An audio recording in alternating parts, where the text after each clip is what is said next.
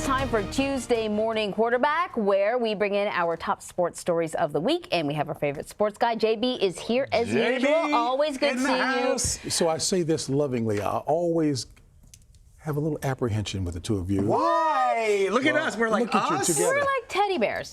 And I'll stop it after this week. It was a toilet seat intro a couple of weeks ago. Yeah, so Anne-Marie was a little nicer with me last week. It was a more conventional setup. So what do we have this week?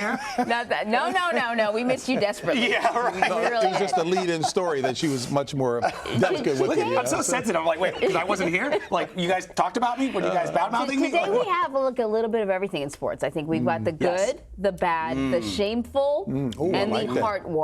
That's my headline. All right. Wow. Starting with the good, right? The good. Starting with the good, we're going to talk about college football. The college football championship. LSU beats Clemson, and it's sort of like one of those wins that everyone was waiting for. Yeah. Two extraordinary college football teams. Clemson, Dabo Swinney, the coach, has done a remarkable job in building a juggernaut there. But he ran into the real juggernaut last night. His defense, Clemson did a great job of stifling Joe Burrow and LSU early on. But coaches, defensive coaches especially, and offensive coaches are great at figuring things out. LSU, talented. Burrow has had a season for the ages. They're only the third team in college football history to go undefeated for the whole season. How amazing, though, is Joe Burrow? Oh. I mean, phenomenal. We're putting up some of the records here that he put up over the course of his collegiate career. And in this game, I mean, total combined yards in a national title game. This guy is hot. And he started out as a bench warmer, didn't he? And actually came as a transfer from Ohio State. There's a rule in college football called the transfer portal. He had graduated, so he still had some eligibility left, and he went to LSU, and look at what he did. So he couldn't even become the starter at Ohio State, and now he becomes not only a Heisman Trophy winner, but leading an undefeated LSU Tigers. He was the trigger man. He was flat out awesome. All right, we're also down now to the final four teams in the National Football League. You're going to be traveling to Kansas City for the CBS coverage of the AFC Championship game between the Titans and the Chiefs. What are we looking for? Headline notes in that matchup. Tennessee, they reflect their head coach, who is just a tough, tenacious guy.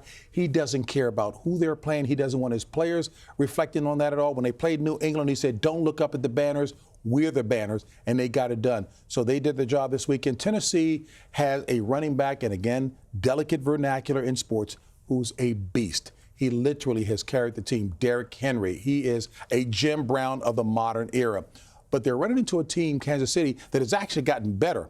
Patrick Mahomes, the wonderkin, was out for 5 games with injury. And even though most of the league was focused on the sensational play of Lamar Jackson with Baltimore, Patrick Mahomes was like, hey, remember me? I'm pretty good myself, pretty good, you know. Yeah. And they were down 24-0 in the second quarter, came back and outscored that team 51-7. That was Mahomes amazing. is like, That was crazy. Yeah, that was one of those games that, if you got up to go to the bathroom at the wrong time. No kidding. Not to bring things back around back again. full circle. You guys know, in this business, we want the ratings, and we were like, oh, what a dog game. Right. Wow, what a great game. It was awesome. Crazy game. Okay, NFC, Green Bay Packers versus the San Francisco 49ers. 49ers, no one thought that they would be this good. They are loaded on the offensive side of the ball and the defensive side of the ball, especially defense.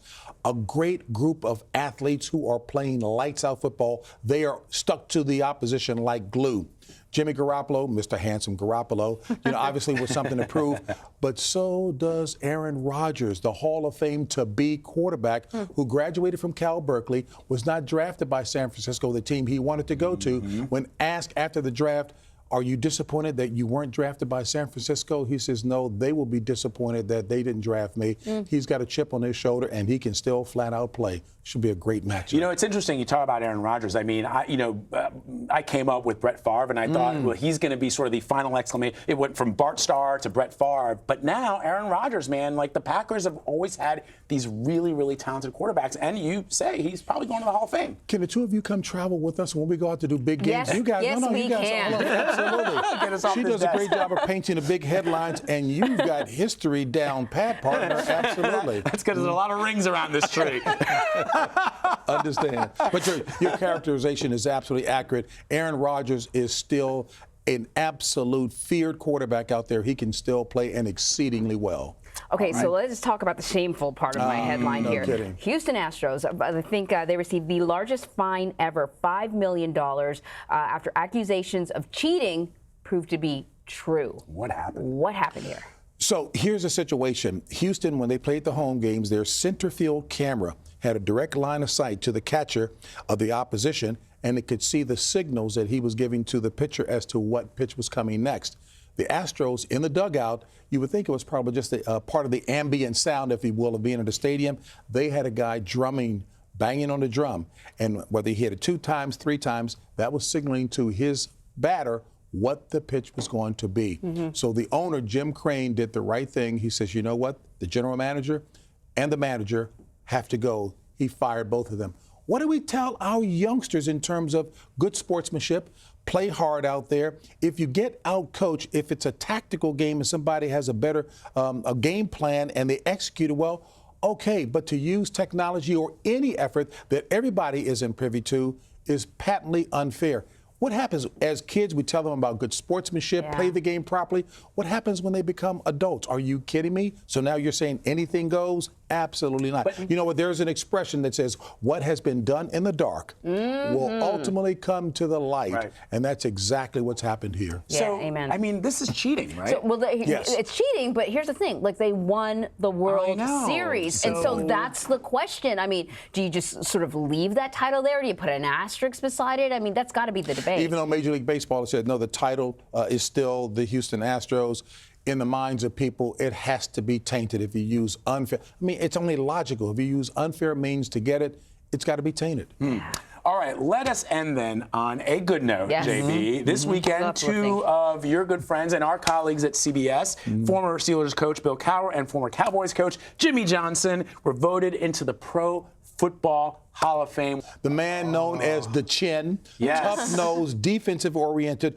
One of his favorite expressions is go out there in the field and impose your will. Yeah, well, his will wilted there because he cried big time as well. Long overdue. He did a remarkable job. 15 years in Pittsburgh, 8 division titles, 2 Super Bowl appearances, and a Super Bowl title. And he didn't have, as you well know, Vlad, he didn't have great quarterbacks getting that done. So qualifications were absolutely there, and I'm glad people got inside the numbers to see how he dominated that AFC North. Well deserved. It is remarkable to see Coach Cowher, a guy who seems, stalking the sidelines with that chin and that, sort of jaw jutting out. Absolutely. And to see him sort of like surprised like that and get a little misty-eyed. And when that jaw was jutting out, players didn't want to come up to hear anything he had to say because he was famous for spitting in their face as he's yelling. All right, so Jimmy Johnson. I mean, I don't like the Cowboys, but I love Coach Jimmy Johnson. You got to love him. He is the principal reason for the turnaround of the Dallas Cowboys to become relevant.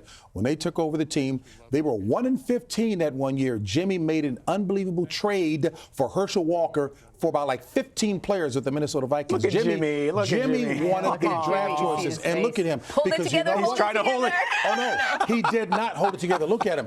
He started choking up there. And here's another guy who was feared, as Howie Long used to say, on the football field as well. He was crying. Look at him. He didn't know what to do. I talked to him. He was so overwhelmed. Look at him, because it was overdue for Jimmy Johnson not to get his credit, and he's known as one of the best evaluators in all of football. It was long overdue. In my mind, Jimmy Johnson was already in the Hall of Fame, but wow. Should have been. Yeah. They won 2 consecutive Super Bowls, would have been 3. Barry Switzer, who took over when Jimmy got fired by the Cowboys, was the one who won that 3rd championship, and he said, I'm doing this with Jimmy's team. If Jimmy had still been there, they would be dominating. They haven't won a postseason since Jimmy got fired in 1994-95 season. It is so true. There are a lot of Hall of Fames, Rock and Roll Hall of Fame, Baseball Hall of Fame, but Football Hall of Fame, there's something about seeing big men, even coaches who sometimes played in college, who are still pretty big even as they age, like break down in tears. And that's what the Hall of Fame does. Have you seen him break down on set at all? This tough guy? Never. Little misty-eyed sometimes when we talk about the Beatles, or perhaps Elvis. Elvis might push him to the edge. You're a serious music fan. Okay, wow. I'm learning. Against the Wind by Bob Seger, I break down right away. No tears, just misty. Good to see you, JB. Good to see you. See you next week. Thanks for having me, as always.